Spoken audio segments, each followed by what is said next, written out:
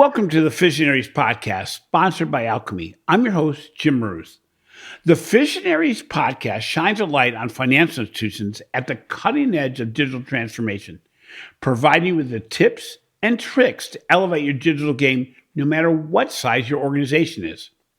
While modest in size, Nymeo Federal Credit Union out of Maryland continues to be recognized regionally and nationwide as the best credit union to work for and best of the best credit unions within their marketplace. According to the credit union, much of this success can be attributed to its commitment to its staff and continued commitment to provide members with a superior experience across all delivery channels. In our conversation with senior executives from Nymeo, we shed light on the mosaic of decisions, innovations, and leadership moments that have led Nymeo to continue to be a leader in the marketplace. From humble beginnings in 1933, Nymeo Federal Credit Union has grown to a community charter in both Frederick and Montgomery County, Maryland, serving over 23,000 members.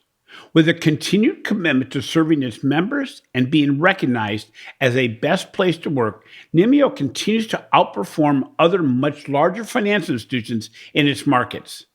So before we begin, one thing I noticed right away, it's amazing the number of combined years of credit union experience we have on today's FIsionaries Podcast, and the number of years each of our guests have had at Nymeo.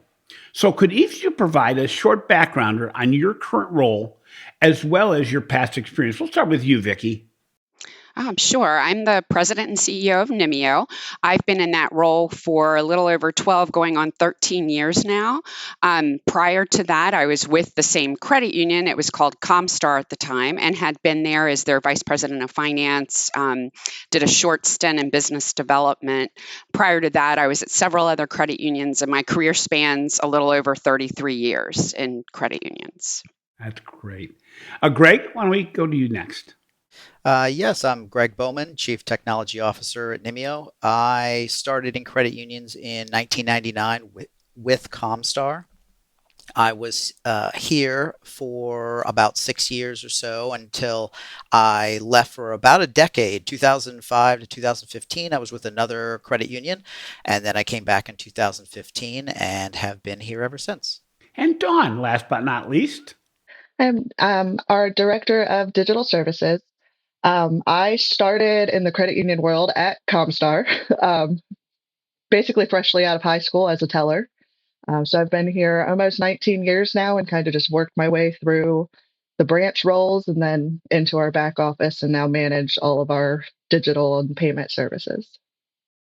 Well, that's exciting that each of you have taken on different roles through your careers. I myself started as a teller and management trainee at a financial institution over 40 years ago. I'll just keep it like that until it gets over 50, but a long time ago. But it's interesting how your past actually forms your current, as far as things you remember, ways you used to interact with the people in the positions you're in today. And it's quite exciting to have so much experience on this call today.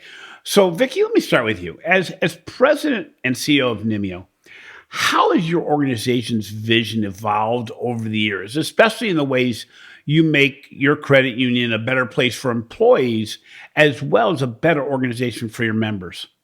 It's evolved a lot over the past, I'd say, since I became CEO. We started a bigger focus on the employee and created, obviously, our focus is on our members, right? But in order to be able to serve our members, our employees have to be happy and satisfied and really want to provide that level of service that the board of directors was looking for in their vision for the credit union, as well as my vision for the credit union. So it's evolved a lot. It's taken a lot of training and time invested year in and year out to continue to keep that level of dedication, I guess, towards member service going, but also letting the member or employees know that we're dedicated to them and constantly wanting to do better every year, give them better benefits, better reasons to come to work, really give them that vision, make sure they understand what that is so that they are happy to be part of that vision. You know, that's interesting because that's why you've been recognized year after year after year as one of the top organizations, as a place, a credit union to work. And as you mentioned, it goes further than benefits and salary. members and employees have to really want to come to work every day. They've got to see that you're going to be there in the future, as well as their role's going to be there. So, Vicki, I'm going to stay with you for a second.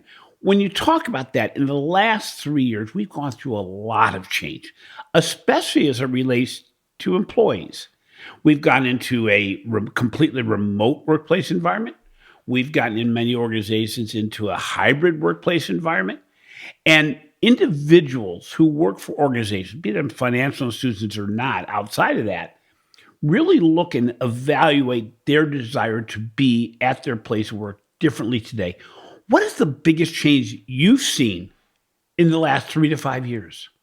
Well, we always have had a very employee-friendly workplace. We allowed people to work from home before COVID. Not as many as do today, but we've allowed that over the years. We also were very flexible. Family comes first. So if you've had, you need to take the kids somewhere, you need to be off for a spouse or a parent. We've always had a very friendly workplace in that environment, but I think it's gotten even more so. So after the pandemic, we created positions that were 100% remote. We have most of our employees are hybrid employees, and then we have obviously some who are in the office every day. And it's more or less either the job dictated that role or the employee said, I want to be in the office. I don't want to work from home if they had that option. So I think it's just remaining flexible. It's interesting because we had a person on a few weeks ago on the Banking Transform podcast that talked about the future of work. And one of the most interesting dynamics is it really has to do with trust. The employee has to trust their employer, but more importantly, the employer has to trust the employee that they're going to continue to do their job in a way that we never thought would be the way it is today. So, Greg, as Chief Technology Officer, how do you try to reinforce what Nymeo tries to represent to employees, as well as how you support the increased expectations of members? Well, Vicki has done a great job in creating this employee-focused culture. And as we are looking to select new systems, as we're looking to make enhancements to other systems, we're trying to include employees in that process. So if a system is touching a department, then we are trying to include that department in the selection process, looking at the different vendors, getting their feedback so that it becomes really a corporate-wide selection of a system instead of just the executives choosing or me choosing or Don choosing. We're really trying to open that up and support the employees so that they get a voice in the software that's being selected. When it comes to members, we're always, of course, member focused, trying to bring those items that are enhancing or providing a better member experience through new features, new functionality, in hopes that the members will see the new products that we're bringing in helping them to provide whatever service that they may need. Sticking with you, Greg, it's interesting because when we're talking about employees, you in a way are the boogeyman because you're the person who is doing the technology that could, in their minds, threaten their job. At the same time, the members may see you as the person that always wants to bring change and you're messing around with what I'm used to. How do you work in such a way where you aren't going to be threatening employees about that they can stay on the journey where they are, but using new technologies? And just as importantly, how do you integrate the old with the new for members so they don't just get thrown off? Well, sometimes it can be difficult, but essentially what we're looking to do is to improve the efficiencies and remove all of the friction that our staff have. So replacing software is usually an enhancement of some kind, saving time, saving energy, allowing those employees to perform their position easier. So they don't look at the replacement as a problem. It's more assisting them in that process. And including them in the selection process also allows us to get their buy-in. So it's not just a selection from us, it's also coming from them as well. So that really goes a long way. When it comes to members, we're very focused on the member and trying to make sure that we are thinking from all aspects of a digital focused member and a non-digital focused member. So if it is something digital related, is there something that non-digital staff will be able to handle or perform in some way? Getting things more digital and improving online banking and going mobile and being digital focused doesn't mean removing the branches. So the staff still, or the members still need to be able to perform those tasks, whatever it would be, in a branch if they so choose to. It's interesting, Greg. We've talked to some organizations, and it's really about humanizing the digital experience as opposed to making the digital experience a replication of what you did in a non-digital world, because that ends up just making things faster, not necessarily better.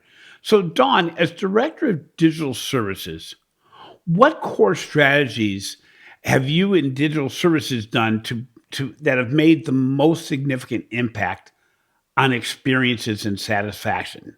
There's so many levels to the whole digital transformation process, and there's so many areas you can focus. But where's your focus been, and what strategies have had the biggest impact?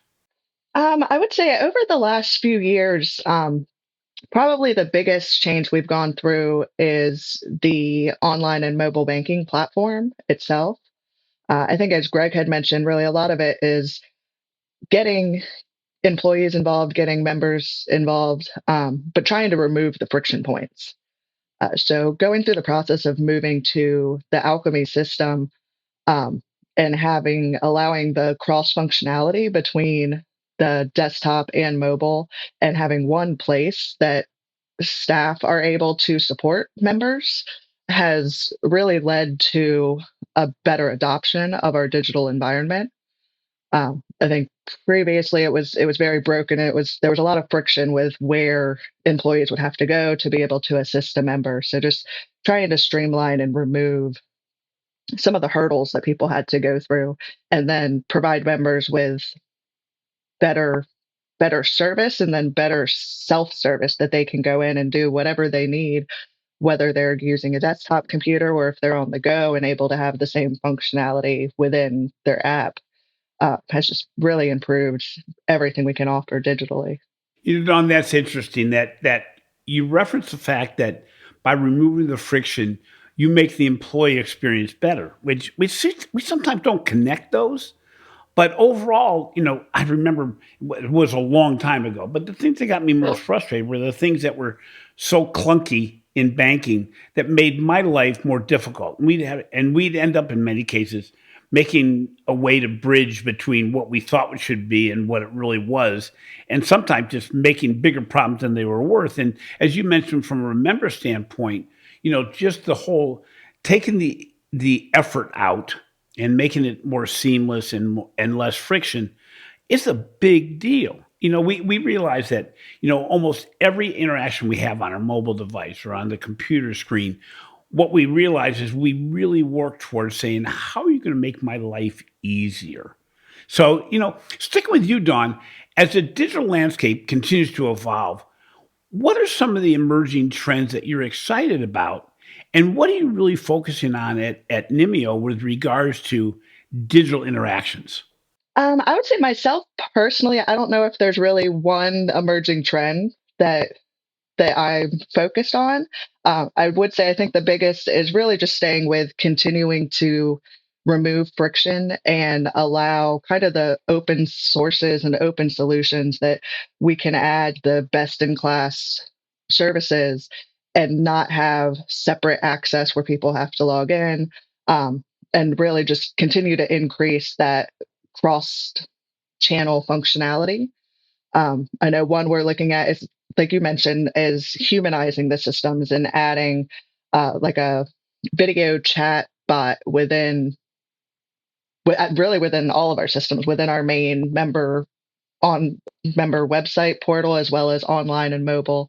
But again, just adding the humanization of it, and then also just the cross functionality where no matter where they are, they're able to get the support they need and continue to go through the easiest path available.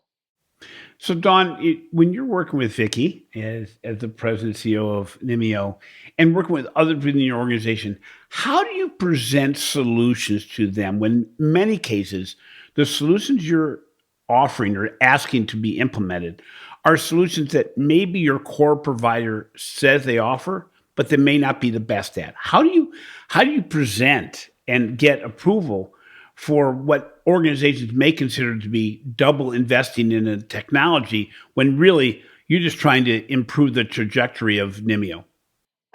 As Greg had mentioned, I think the biggest thing is we don't make decisions on a one-on-one basis.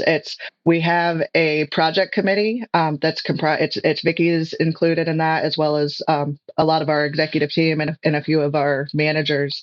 That if it's something we do look to go forward with, we do get other staff involved and complete demos and really have, if it is something we're already offering, kind of have that comparison and weigh the pros and cons. But I think the biggest portion of it is trying to eliminate the friction. So even if it is something that we're offering today, if there's a new solution that takes out some of those workarounds and just makes the process easier, either internally or for members, or hopefully both. I think we're always willing and able to look at those new solutions and hopefully implement the best that we have the ability to do. So, Vicky, over the past 4 years of doing podcasts and researching the trends of the banking industry, even longer than that, I have found that the biggest hurdle to digital transformation is many times legacy leadership. That said, leadership is also the propellant to growth and success. How do you stay in touch with what is happening in banking and to encourage your leaders under you to do the same? I read a lot.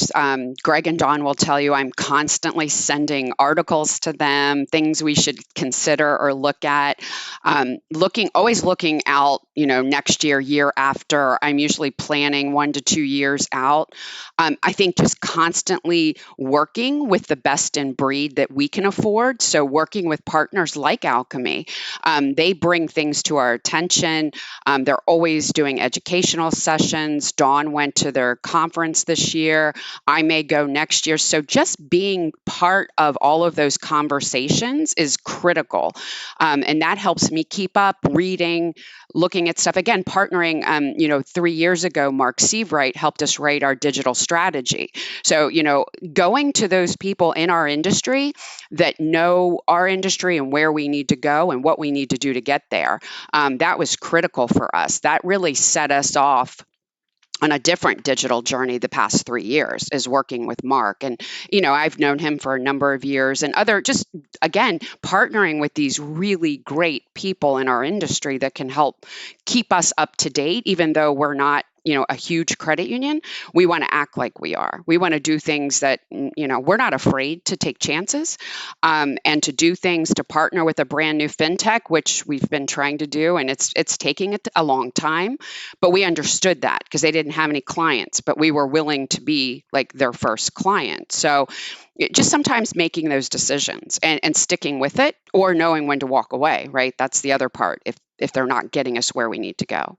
It's amazing as I look at what's happened in the last 5 years in banking, is you have so many amazing composable solutions that you can solve for places of friction, as Dawn brought up, the ability to actually look and say, how can we take care of this problem? Maybe it's a digital new account opening, maybe it's something on the lending side, maybe it's back office processes, and to be able to address that and also find partners that have multiple financial institutions as clients that can be those case studies that you need, but then to be able to deploy them at speed and scale is something that wasn't even there 5 years ago. And also it's great, as I found, is that these organizations work really well with other organizations you're partnering with that are not themselves. They all have multiple relationships across the board that can make it so you can deploy without a whole lot of friction on your side. So, Vicky, staying with you, when you look at employees,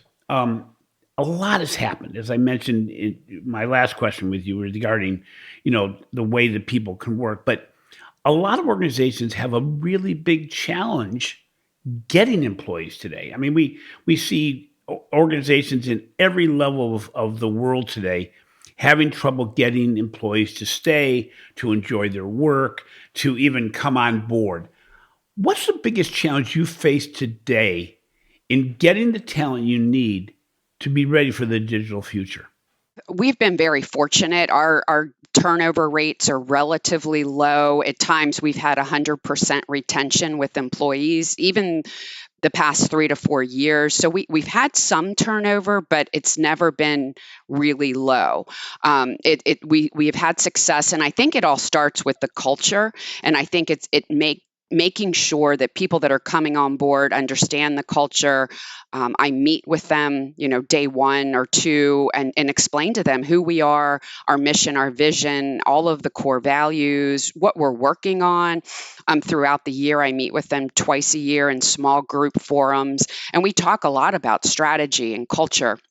We just finished last week on Tuesday. We did a whole all staff training event on empathy, how to be more empathetic toward the membership, how to be more empathetic toward each other.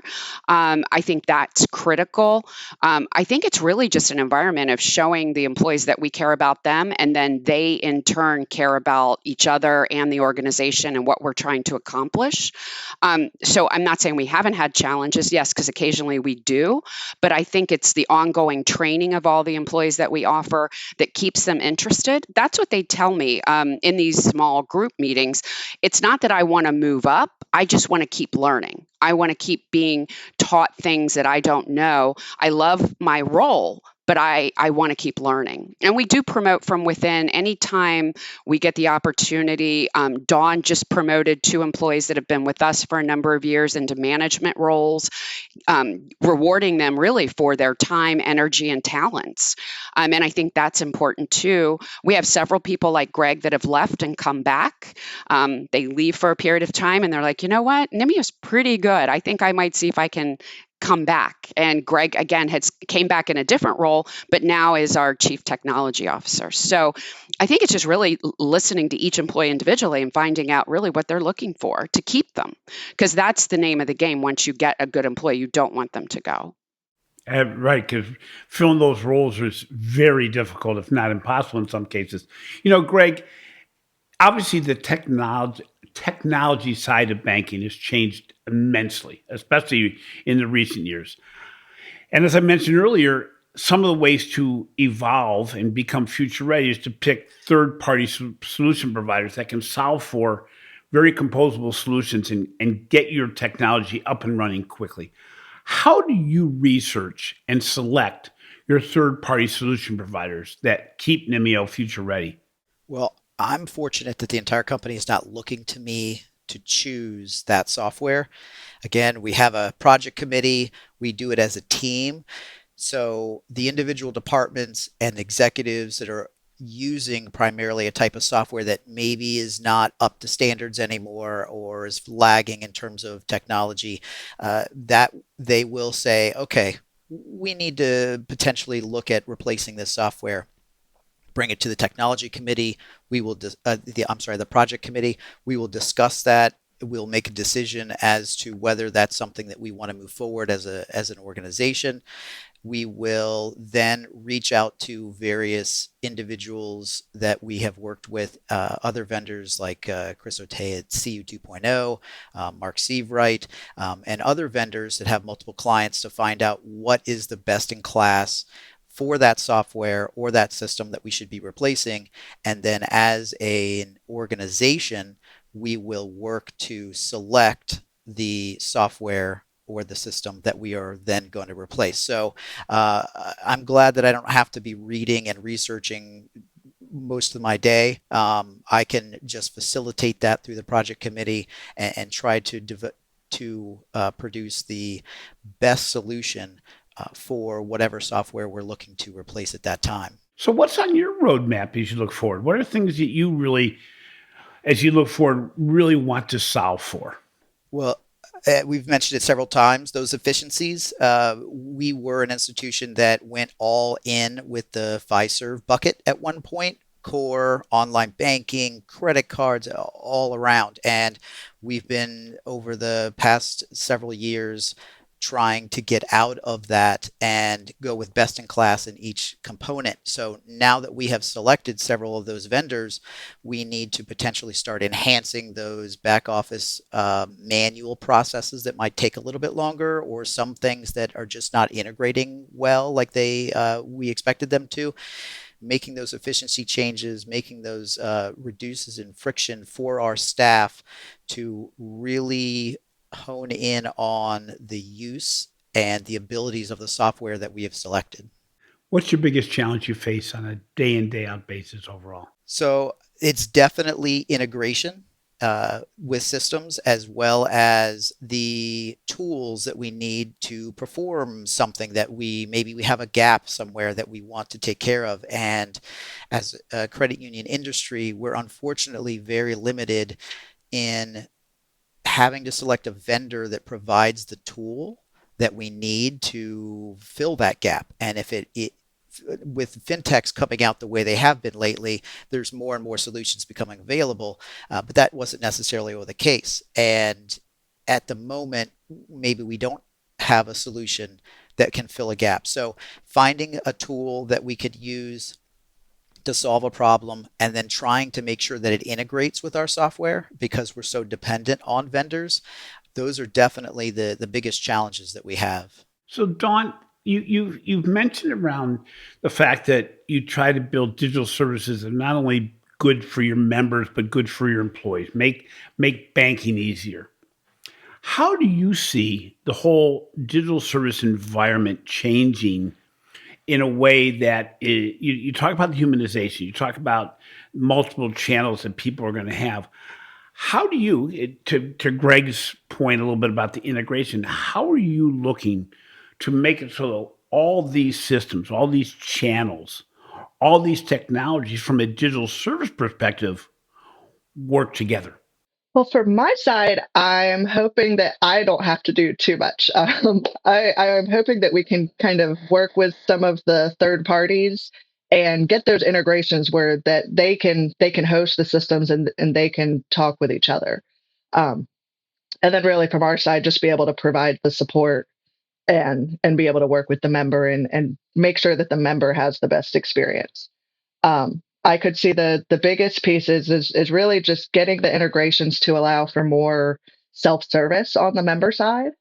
I know some of the features I've been looking at recently kind of focus more around the cards of getting the abilities for members to do anything and everything they need to with their debit or credit card, be able to set alerts, be able to view and dispute transactions if needed, be able to push to a digital wallet and utilize their phone wherever they are to process their card um, transactions. And a lot of that really just goes through it's getting that interaction, making or the integration with the card vendors and the online and the mobile vendors, working with Visa as well, because there's always a little part of the network that's there. So I think there's a lot of parties at play. So making sure that they all kind of work together. And then they mentioned with the humanization side, then adding the support feature. So it's working to get a chat bot or even technology based, some type of AI that's able to assist members if they do run into issues or have questions. And then work to get that, if needed, enhanced to video banking, where there'll be an employee or somebody on standby that's able to click a button and be able to assist and talk to that member through any process where they might run into any type of roadblocks.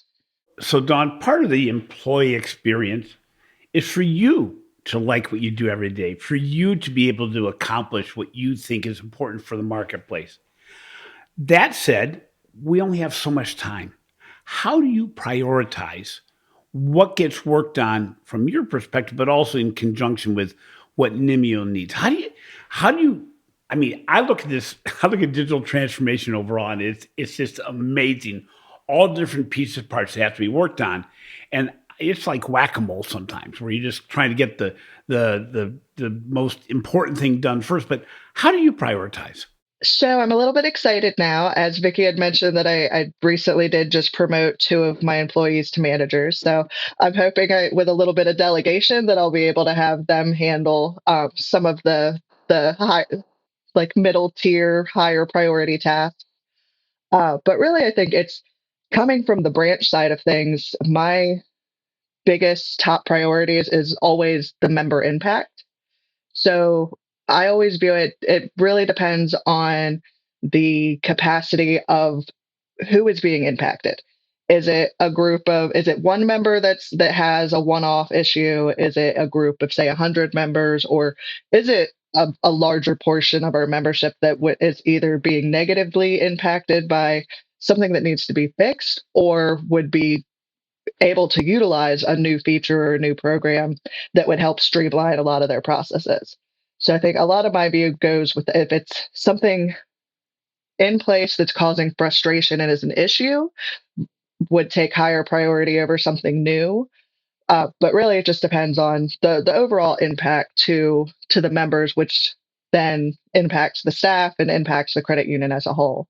If you can add a new feature that benefits a larger group of members, it's really just the benefit all around is more impactful. Vicky, you head up an organization that is challenged daily sometimes by your size, but you're also benefited from your size. You're a student of the game. You made it very clear that, you really love the learning process. You've also been at Nymeo for quite a few years. What excites you the most as you look in the future? Oh, I think it's just endless. I think the possibilities for our credit union and our industry are just are endless. I know there's a lot of consolidations, but I also think our ability at our credit union to stay relevant and relevant to our members is what's going to keep us around.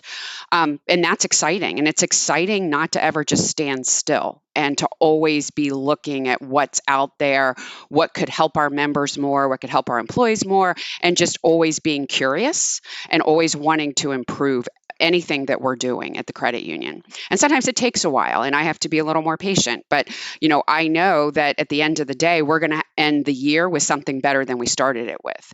And I think as long as we can stay relevant to our membership through adding services and products that they want and need, that will help us stay around and stay competitive even at our size.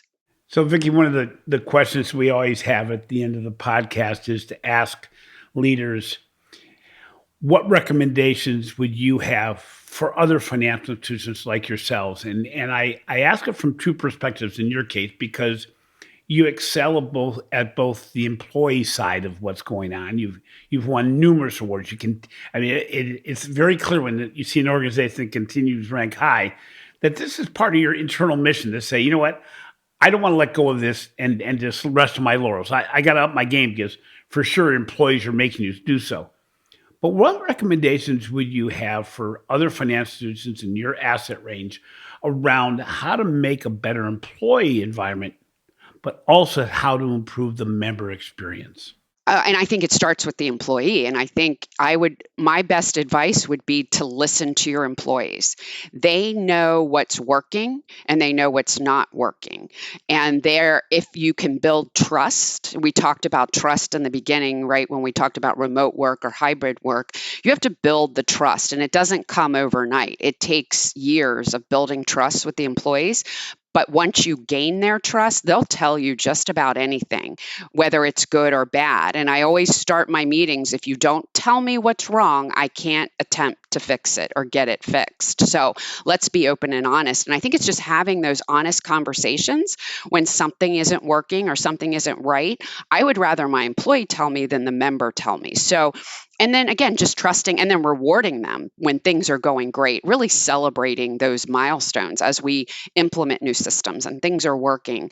But listen to your employees. And I'd say on the other side, listen to the members because they're the ones that are important, whether every complaint really is an opportunity to turn it into something positive, or every issue is an attempt to turn it around and move in the right direction. Just never lose sight of where you're going. Always have that strategy in mind and then work toward that. And it's not always a smooth road. I mean, we don't have resources sometimes in dollars or people to do a lot. But with what we have, just making sure we're constantly moving forward and improving and not ever being satisfied with where we are. It's great we've won all these awards. We celebrate that, but we don't stop at that. We want to keep going. All three of you, thank you so much for being on the FIsionaries Podcast. It's interesting. There's a difference between talking the talk and walking the walk. It is very clear from your passion, your commitment, and your longevity at your organization that things must be going pretty right. Otherwise, you wouldn't look this way. You wouldn't be this way. You wouldn't get the awards you're getting, and you wouldn't be moving forward. And I emphasize this, over and over again to other financial institutions. It takes enthusiasm. It takes passion, commitment, and by the way, a little bit of smarts and luck as well. But the reality is, in just hearing Vicki, Greg, and Dawn, it's very clear they're more than just a bit committed to what they're doing. They're more than just a bit committed to the member, but at the end of the day, they're probably more committed to both the other employees that surround them and themselves, because to do so really makes it so the member is going to get the fruits of that labor. Thank you all three for being on the FIsionaries Podcast. Congratulations on your awards. I hope you continue to have success. And again, I look forward to interviewing you again and seeing you at the Alchemy events in the future. Thank you, Jim. It's been a pleasure. Thank you very much. Yes, thank you. Thanks for listening to the FIsionaries Podcast. We hope you enjoy our deep dive into all the tips and tricks you can use to elevate your digital game. If you enjoyed today's episode and you'd like to help support the podcast, please share with others within your organization or outside your organization. Post about it on social media or simply leave a thumbs up and a comment. This has been a production of Evergreen Podcast. A special thank you to our senior producer, Leah Haslage, and our audio and video engineer, Chris Fafalius. I'm your host, Jim Marouz. Until next time, remember, being the best is not measured in asset size, but in commitment, passion, and a focus on excellence.